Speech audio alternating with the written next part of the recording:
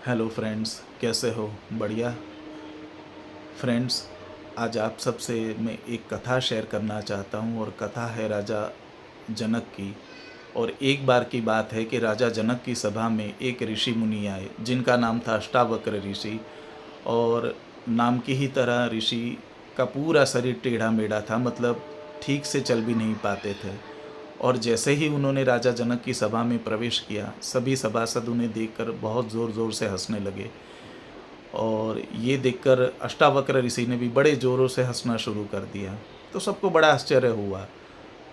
तो फिर ऋषि अष्टावक्र ने कहा कि मैं ये सोचकर यहाँ आया था कि ये राजा जनक की सभा है और राजा जनक बहुत बड़े ज्ञानी हैं, ब्रह्मवेत्ता है, और मुझे नहीं पता था कि उनकी सभा में भी चर्मकार बैठे होंगे।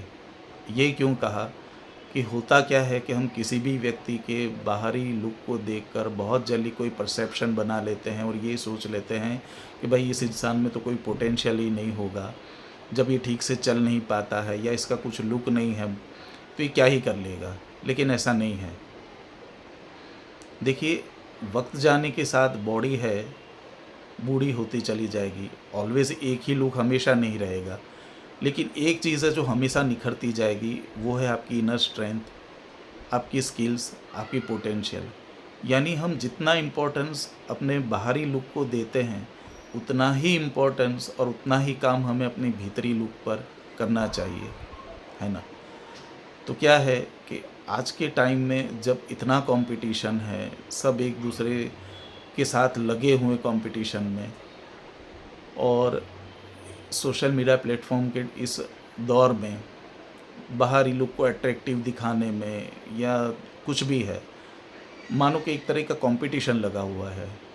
तो साथ साथ हमें ये भी करना चाहिए कि ऑलवेज़ अपडेट होते रहना चाहिए, अपनी पोटेंशियल पर, स्किल पर काम करते रहना चाहिए। और कभी ये नहीं सोचना चाहिए कि हमारा लुक ऐसा है, हम इसकी तरह नहीं दिखते या उसकी तरह नहीं दिखते, हमारे पास ये नहीं है या वो नहीं है ना?